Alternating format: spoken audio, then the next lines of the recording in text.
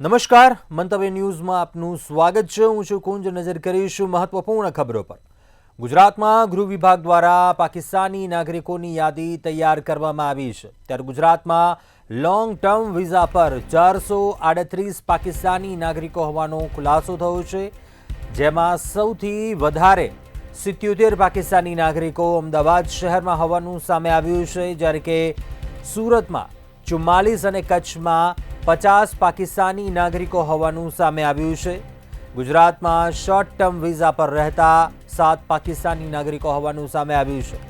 Short term visa પર સૌથી વધુ 5 પાકિસ્તાની નાગરિકો અમદાવાદમાં હોવાનું સામે આવ્યું છે, ત્યારે ગુજરાતમાં રહેલા પાકિસ્તાન નાગરિકોને હાંકી કાઢવા માટે કવાયત તેજ કરવામાં આવી છે।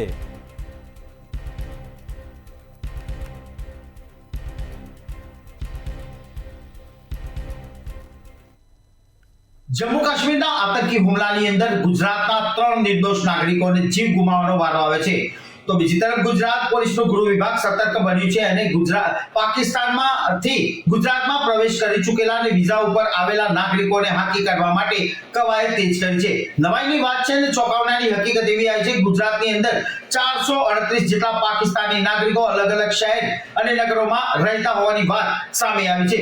લોંગ ટર્મ વિઝા અને શોર્ટ ટર્મ વિઝાથી અલગ અલગ કારણોસર ગુજરાતમાં પ્રવેશેલા આ પાકિસ્તાની નાગરિકોને હવે હાંકી કાઢવામાં આવશે અને આની એક અલગ યાદી પર તૈયાર કરવામાં આવી છે।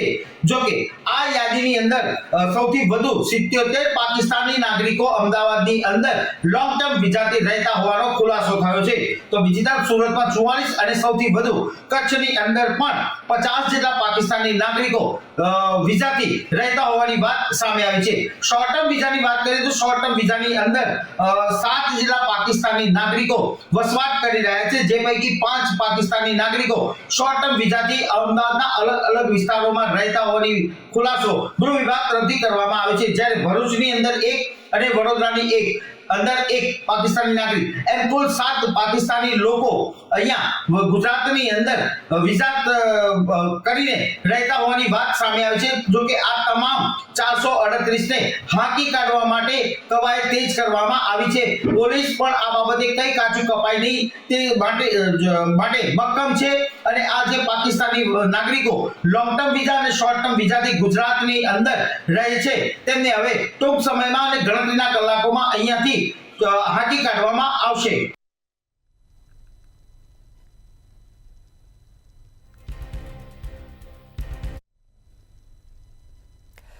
આગળ વાત કરીએ અન્ય સમાચાર પર, તો ગુજરાતમાં હવામાન વિભાગે એપ્રિલના અંત સુધીમાં 40 થી 44 ડિગ્રી વચ્ચે તાપમાનની આગાહી કરી છે।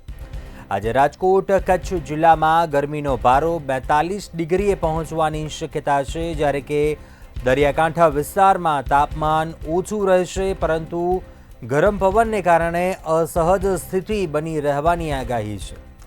રાજ્યમાં હાલ કોઈ હીટવેવની આગાહી નથી, પરંતુ 27 એપ્રિલ બાદ ગરમીમાં હજુ પણ 2 થી 3 ડિગ્રીનો વધારો થવાની આગાહી કરવામાં આવી છે। એપ્રિલના અંત સુધીમાં તાપમાનને લઈને આગાહી કરવામાં આવી છે। રાજકોટ કચ્છમાં આજે પારો 42 ડિગ્રી સુધી પહોંચી શકે તેવી શક્યતા, જ્યારે દરિયાકાંઠા વિસ્તારોમાં તાપમાન ઓછું રહેશે તેવી આગાહી છે। રાજ્યમાં હાલ કોઈ એવી હીટવેવની આગાહી નથી। 27 એપ્રિલ બાદ રાજ્યમાં અંગારા વરસાવથી ગરમી છે તે પડશે। ગરમીનું પ્રમાણ છે તે 27 એપ્રિલ બાદ વધશે અને એપ્રિલના અંત સુધી 40 થી 44 ડિગ્રી વચ્ચે તાપમાન રહેશે તેવી આગાહી કરવામાં આવી છે।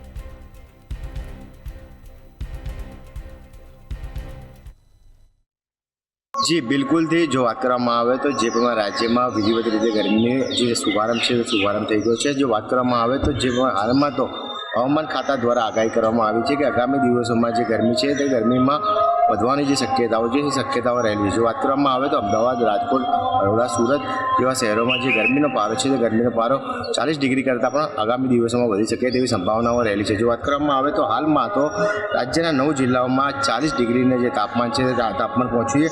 સૌથી વધુ જે તાપમાન છે 42.7 ડિગ્રી તાપમાન છે તે ભુજમાં નોંધાયું છે। સાથે જ જો વાત કરવામાં આવે તો અમદાવાદની અંદર 42.1 ડિગ્રી જે તાપમાન છે તે નોંધવામાં આવે છે। ગાંધીનગરની જો વાત કરવામાં આવે તો ગાંધીનગરમાં જે પ્રમાણે હરિયાળી રેડ સિટી એટલે ગ્રીન સિટી કહી શકાય છે, પરંતુ તેમાં પણ 41.6 ડિગ્રી જે ગરમી છે તે ગરમી નોંધવામાં આવી છે. હાલમાં તો જો વાત કરવામાં આવે તો ડીસામાં 40 ડિગ્રી અને વલ્લભ વિદ્યાનગરમાં 39 ડિગ્રી જેટલું જે તાપમાન છે તે તાપમાન નોંધવામાં આવ્યું છે. સાથે જ જો વાત કરવામાં આવે તો વડોદરામાં 40 ડિગ્રી અને સુરતમાં 35.5 ડિગ્રી જેટલી જે ગરમીનું જે તાપમાન છે તે તાપમાન નોંધવામાં આવ્યું છે. એટલે કહી શકાય કે જે પ્રમાણે રાજ્યના 9 જિલ્લાઓની અંદર જે 40 કરતાં પણ વધારે જે ડિગ્રી જે ગરમી છે તે ગરમી નોંધવામાં આવી છે. અને હવામાન વિભાગ દ્વારા પણ જે આગાહી કરવામાં આવી છે કે આગામી દિવસોમાં ગરમી છે તે ગરમીની જે ડિગ્રી છે તે ડિગ્રી વધી શકે તેવી સંભાવનાઓ રહેલી છે.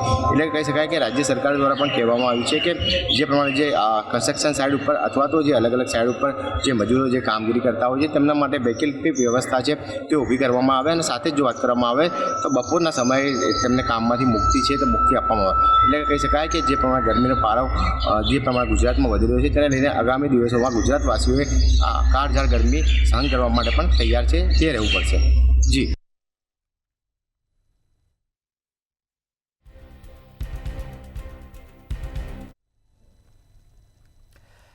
આગળ વાત કરીએ અમદાવાદમાં વીએસ હોસ્પિટલ ક્લિનિકલ ટ્રાયલ કૌભાંડ મામલે. જે વીએસ હોસ્પિટલમાં ક્લિનિકલ ટ્રાયલ કૌભાંડ મામલો સામે આવ્યો હતો. આ કૌભાંડની તપાસ સમિતિ સમક્ષ મુખ્ય આરોપી અને તત્કાલીન VS superintendent doctor Manish Patel હાજર થયા હતા. સમગ્ર કૌભાંડ બાબતે મુખ્ય સૂત્રધાર સમિતિ સમક્ષ ખુલાસો કરશે. તપાસ કમિટીએ વીએસ હોસ્પિટલના ક્લિનિકલ રિસર્ચ રૂમને સીલ કરવામાં આવ્યા હતા. વીએસ હોસ્પિટલના સુપ્રિન્ટેન્ડન્ટ પારુલ શાહને પણ તપાસ કમિટીમાંથી હટાવવામાં આવ્યા હતા.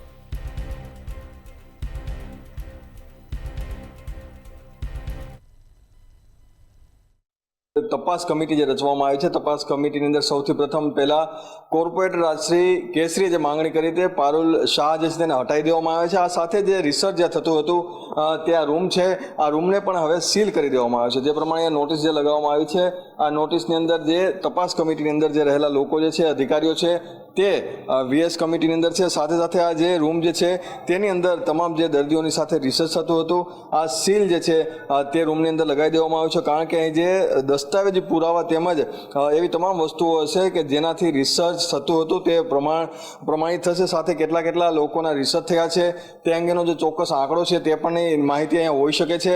આવા તમામ જે દસ્તાવેજી પુરાવા જે છે તે અહીંયા હોવાને ધ્યાનમાં રાખી અને તપાસને કંઈ અડચણ ના થાય તે માટેના ભાગરૂપે આજે સીલ જે છે લગાવી દેવામાં આવ્યું છે. હજી પણ આગામી દિવસોમાં તપાસ કમિટી બાદ ડોક્ટરોના જે નિવેદન લેવામાં આવે છે તે અને આ જે ડોક્યુમેન્ટ જે છે તે બંનેને મેચ કરવામાં આવશે અને ત્યારબાદ જે પ્રમાણે કમિશનરે કહ્યું છે તે રીતની કાર્યવાહી, કડક કાર્યવાહી છે તમામ ડોક્ટરોની સામે થઈ શકે છે.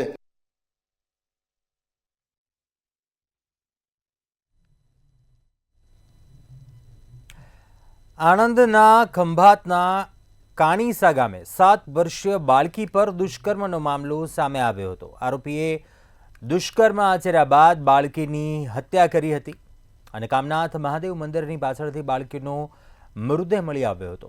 ત્યારે આ સમગ્ર મામલે અર્જુન ઉર્ફે દડો અંબલાલ ગોહિલ વિરુદ્ધ ફરિયાદ નોંધાઈ હતી અને ખંભાત સેશન કોર્ટે આરોપીને ફાંસીની સજા ફટકારી છે. વર્ષ 2019ના દુષ્કર્મ અને મર્ડર કેસમાં આરોપીને ફાંસીની સજા ફટકારવામાં આવી છે. દુષ્કર્મના આરોપીને ફાંસીની સજા ફટકારી છે સેશન કોર્ટે. વર્ષ 2019માં આ બનાવ બન્યો હતો. બાળકી સાથે દુષ્કર્મ આચર્યું હતું અને જે બાદ હત્યા કરી હતી. ખંભાત સેશન કોર્ટે કાયદો સંભળાવ્યું છે. આરોપી અર્જુન જેને ફાંસીની સજા સંભળાવી છે. આણંદના કાણીસામાં આ બનાવ બન્યો હતો. 7 વર્ષીય બાળકી પર દુષ્કર્મ આચર્યું હતું આરોપીએ.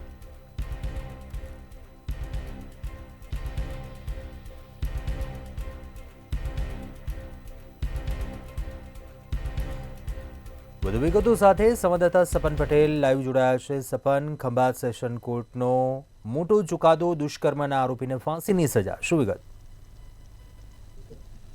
ચોક્કસથી જે પ્રકારે 2019માં 7 વર્ષની બાળકી પર દુષ્કર્મ કરી તેની હત્યા કરી દેવામાં આવી હતી તે બાબતે ખંભાત ગ્રામ્ય પોલીસ દ્વારા સમગ્ર મામલે ગુનો દાખલ કરવામાં આવ્યો હતો.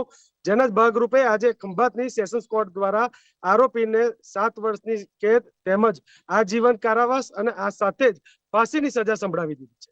આ જે ઐતિહાસિક ચુકાદો છે તે સામે આવતા જે બાળકી હતી તેના પરિવારજનોમાં ક્યાંક ને ક્યાંક ન્યાય માટે એક નવી લહેર જોવા મળી હતી અને ન્યાય મળ્યા બાદ તે લોકોએ ખૂબ જ શાંતિ અનુભવી હોય તે પ્રકારના દ્રશ્યો જોવા મળ્યા હતા. જે પ્રમાણે માહિતી સામે આવી છે, ખંભાતના કાણીસા ગામે 7 વર્ષીય બાળકી પર વર્ષ 2019માં દુષ્કર્મ ગુજારવામાં આવ્યું હતું અને તેની હત્યા કરી દેવામાં આવી હતી. આ જે મૃતદેહ છે તેને કામનાથ મહાદેવ મંદિરની પાછળ પાણીની કાસમાંથી અર્ધનગ્ન હાલતમાં રિકવર કરવામાં આવ્યો. ત્યારબાદ ખંભાત ગ્રામ્ય પોલીસ દ્વારા સમગ્ર મામલે ગુનો રૂપે દડો અંબાલાલ ગોહિલ વિરુદ્ધ ફરિયાદ નોંધવામાં આવી હતી. પ્રાપ્ત માહિતી અનુસાર જે પ્રકારે 2019માં આજે મર્ડરનો આરોપી હતો તેને હાલ જે પ્રમાણે આરોપીને સજા ફટકારવામાં આવી છે, ત્યારે ક્યાંક ને ક્યાંક ન્યાયતંત્ર પર લોકોનો ભરોસો પુનઃસ્થાપિત થયો હોય તે પ્રકારની પણ માહિતી સામે આવી રહી છે. અને આ સાથે જ જે બાળકી હતી તે બાળકીને પણ ક્યાંક ને ક્યાંક ન્યાય મળ્યો હોય તેવી તેના પરિવારજનોમાં લાગણી જોવા મળી હતી.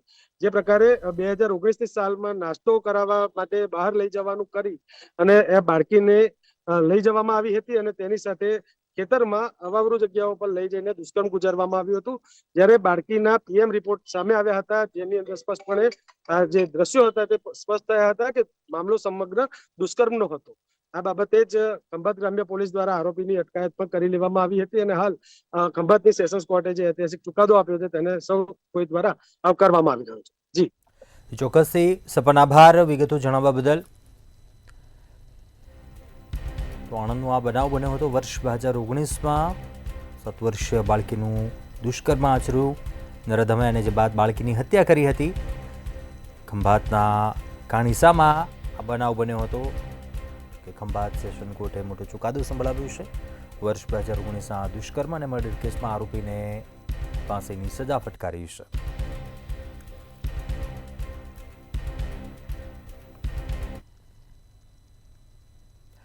આગળ વાત કરીએ, સુરતમાં વધુ એક હોસ્પિટલમાં કૌભાંડ આચરાયું. હાર્ટ એટેકના ખોટા રિપોર્ટ જનરેટ કરીને કરોડો પડાવી લેવામાં આવ્યા. પીપી સવાણી અને ડાયમંડ હોસ્પિટલના નામે ખેલ ખેલાયો હતો. ખોટા રિપોર્ટ થકી ₹5 કરોડનો વીમો પકવવાનું રેકેટ ઝડપાયું હતું. વીમા કંપનીએ ડોક્યુમેન્ટનું વેરિફિકેશન કરતા ભાંડો ફૂટ્યો હતો.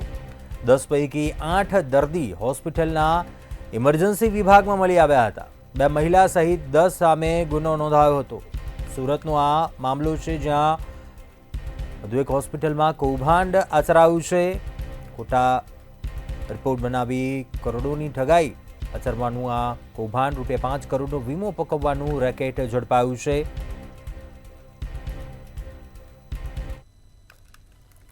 સુરતના કાબોદ્રા વિસ્તાર ખાતે આવેલી પીપી સવાણી હાર્ટ ઇન્સ્ટિટ્યૂટ અને ડાયમંડ હોસ્પિટલમાં 10 જેટલા દર્દીઓ દ્વારા ખોટા રિપોર્ટ રજૂ કરીને વીમા પોલિસી પકાવવાનો જે કાવતરું હતું એ સામે આવ્યું છે. સુરતની કાપોદ્રા પોલીસ સ્ટેશન મથકે આખો મામલો પહોંચતા કૌભાંડનો પર્દાફાશ થયો છે. આ સમગ્ર મામલે ડાયમંડ હોસ્પિટલના મંત્રી દિનેશ નાવડિયા દ્વારા જણાવવામાં આવ્યું હતું કે કાપોદ્રા વિસ્તાર ખાતે આવેલી પીપી સવાણી જે હાર્ટ ઇન્સ્ટિટ્યૂટ છે અને ડાયમંડ હોસ્પિટલ છે, આ બંનેની અંદર 10 જેટલા દર્દીઓ દ્વારા સારવાર લેવામાં આવી હતી અને ત્યારબાદ તેમના દ્વારા વીમા પોલિસી માટે ક્લેમ કરવામાં આવ્યો હતો અને તમામ દર્દીઓ દ્વારા ખોટા રિપોર્ટો રજૂ કરવામાં આવ્યા હતા. એટલું જ નહીં, સહી સિક્કા પણ હોસ્પિટલના ખોટા હતા. આ દર્દીઓની મોડેસ ઓપરેન્ડી એવી હતી કે આ દર્દીઓ જે 10 જેટલા દર્દીઓ છે એમાંથી 5 થી 7 જેટલા દર્દીઓ એક જ જેવા લક્ષણો એટલે કે હૃદય રોગના લક્ષણો સાથે છાતીમાં દુખાવો, ઉબકા આવવા કે પછી હૃદય રોગનો હુમલો થવો, આ તમામ લક્ષણો સાથે પ્રાથમિક સારવાર આ હોસ્પિટલોમાં લેતા હતા અને ત્યારબાદ તેઓ રજા લઈ લેતા અને તેમને રિપોર્ટ કરાવવાનું જ્યારે બીજા તબીબ કહેતા ત્યારે તેઓ અન્ય જગ્યાએ જઈને એ રિપોર્ટ કરાવી લેતા અને એ રિપોર્ટ એ ફાઇલમાં જોડીને ખોટા સહી સિક્કા કરીને વીમા કંપનીને આપી દેતા અને ક્લેમ પકાવવાની તૈયારી કરતા. 5.52 કરોડનો આજે ક્લેમ કરવામાં આવ્યો. ત્યારે ક્રોસ વેરિફિકેશન માટે જે કંપનીઓ છે તેમના દ્વારા હોસ્પિટલ ખાતે તપાસ કરવામાં આવી અને ખોટી રીતે જે સહી સિક્કા કરવામાં આવ્યા, આખો જે કૌભાંડ છે આ વેરિફિકેશનની અંદર ખુલ્યું. સમગ્ર મામલે હાલ કાપોદ્રા પોલીસ દ્વારા 10 જેટલા જે આ દર્દીઓ છે એમના વિરુદ્ધ ગુનો નોંધીને તપાસ હાથ ધરવામાં આવી રહી છે. કોઈક એક કે ભેજા ભાજે જે છે આ સમગ્ર મામલે આખું કાવતરું રચ્યું હોવાનું પણ પોલીસે શંકા વ્યક્ત કરી છે.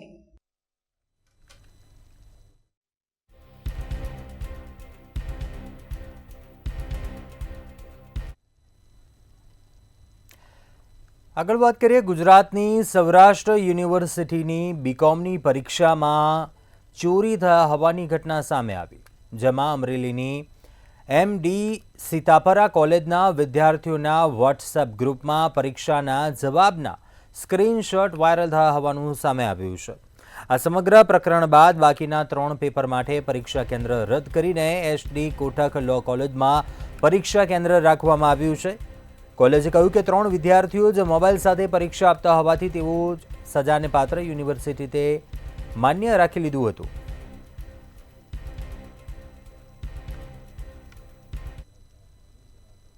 અમરેલીની એમડી સીતાપરા કોલેજની ગેરરીતિની ઘટના જે સામે આવી હતી અને એ જ ઘટનાને લઈને ક્યાંક ને ક્યાંક કાર્યવાહી તો કરવામાં આવી છે અને પણ આ કાર્યવાહી ઉપર ક્યાંક ને ક્યાંક શંકા ઉપજાઈ રહ્યું છે.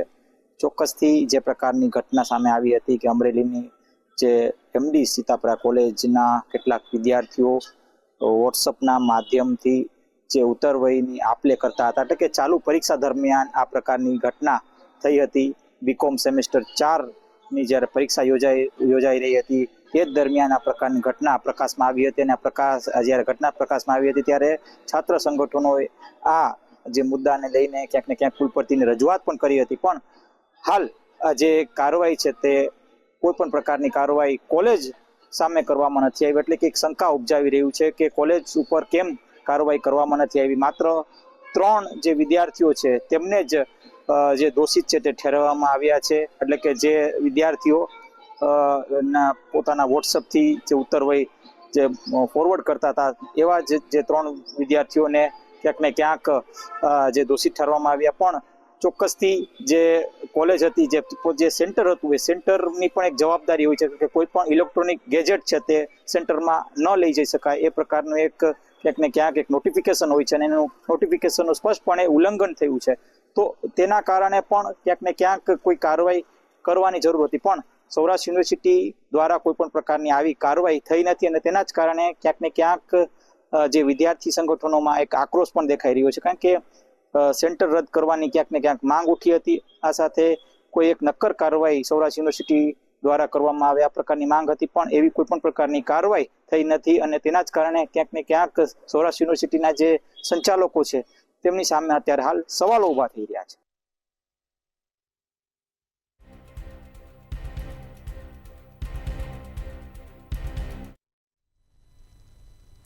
આગળ વાત કરીએ જામનગરના દરેડ ગામે ઊંટગાડીની રેસનો જુગાર ઝડપાયો.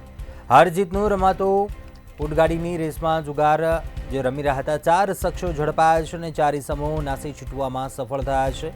તેમની પોલીસે વધુ તપાસ શરૂ કરી છે. તો પોલીસે 30,000 ઉપરાંતનો મુદ્દામાલ કબજે કર્યો હતો.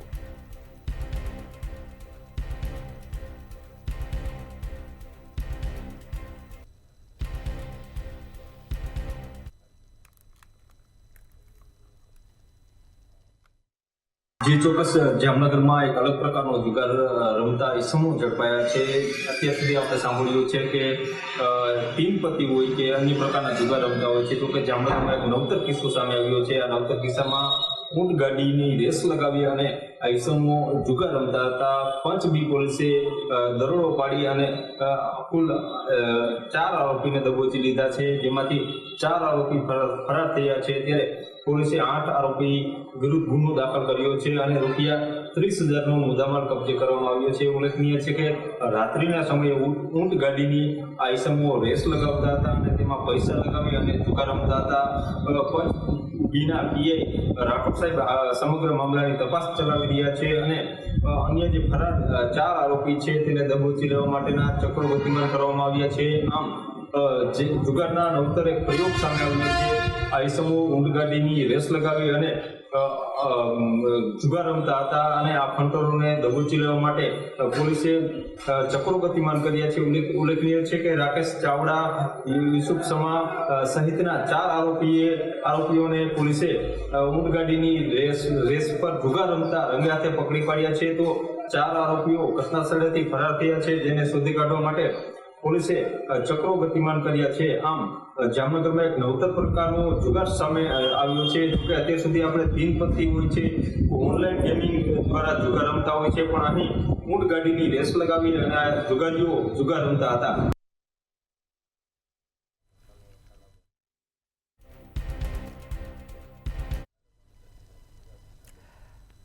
ભાવનગર પોલીસ પર વધુ એક વખત આક્ષેપ લાગ્યા છે. પોલીસના ત્રાસથી યુવકે જીવન ટૂંકાવ્યા હોવાના આક્ષેપ કરવામાં આવ્યા છે. તુષાર માળી નામના યુવકે ઝેરી દવા ગટગટાવીને ભાવનગર એલસીબી કચેરી ખાતે આપઘાત કર્યો હતો. ત્યારે પોલીસના દબાણથી યુવકે દવા ગટગટાવ્યા હોવાના પરિવારના આક્ષેપ છે. સાથે જ દારૂના કેસમાં માર નહીં મારવા પોલીસે 3 લાખ રૂપિયા માંગ્યા હોવાના આક્ષેપ કરવામાં આવ્યા છે. તો પોલીસકર્મી અનિલભાઈ સહિત અન્ય 7 સામે આક્ષેપ કરાયા છે. તેમજ જ્યાં સુધી કાર્યવાહી ન થાય ત્યાં સુધી મૃતદેહ સ્વીકારવાનો પણ પરિવારે ઇનકાર કર્યો હતો.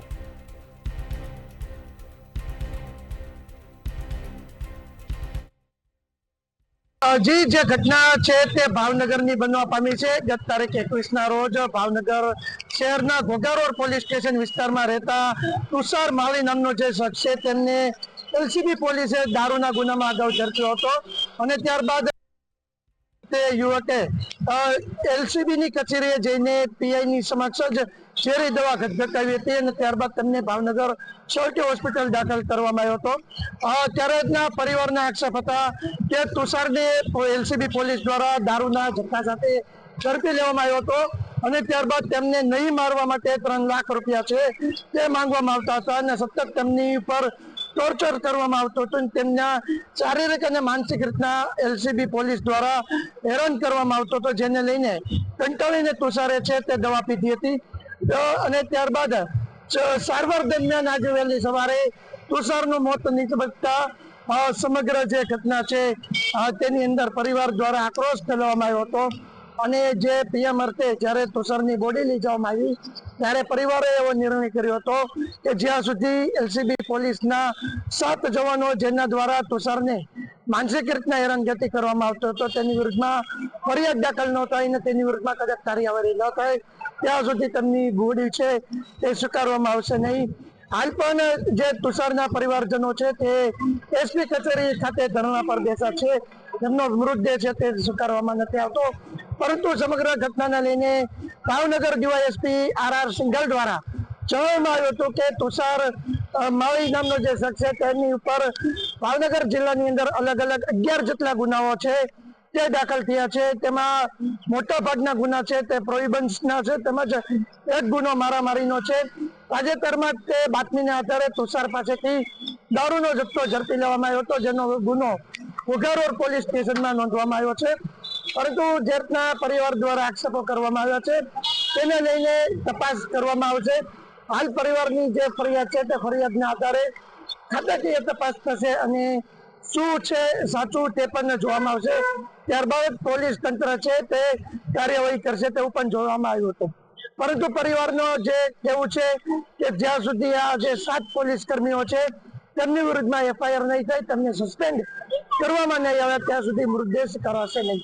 પરંતુ હાલ પોલીસ તંત્ર છે તે પરિવારને આશ્વાસન આપી રહી છે અને સમગ્ર નિષ્પક્ષ તપાસ થશે અને જો પોલીસ કર્મીઓ આમાં દોષિત ઠેરાશે તો ચોક્કસ તેમની વિરુદ્ધ પણ કાર્યવાહી થશે તેવું પોલીસ તંત્રનું કહેવું છે.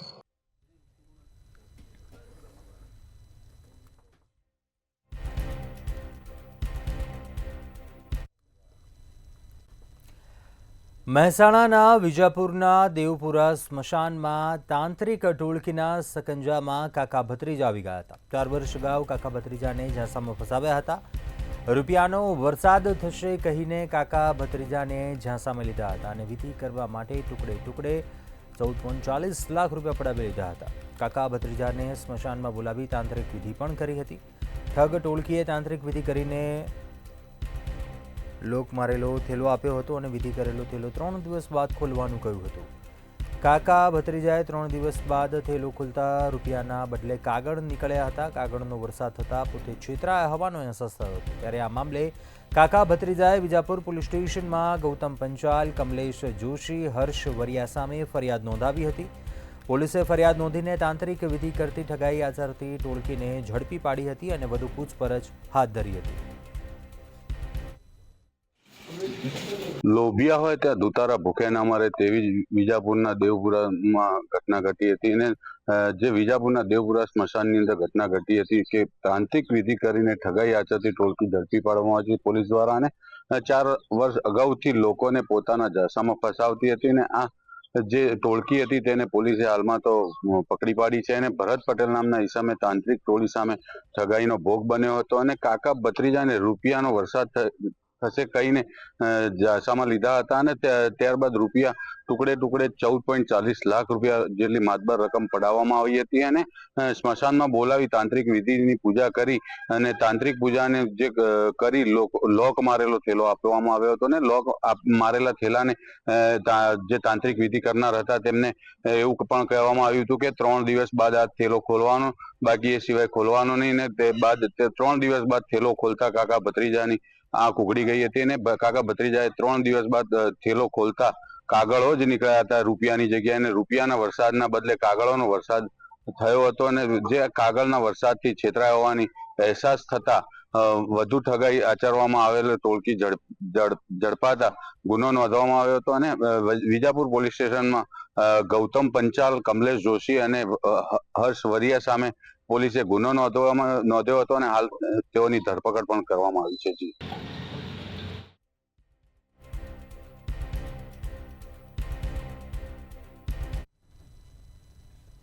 અત્યારે હાલ બુલેટિનમાં બસ આટલું. વધુ સમાચાર માટે આપ જોતા રહો મંતવ્ય ન્યૂઝ. નમસ્કાર.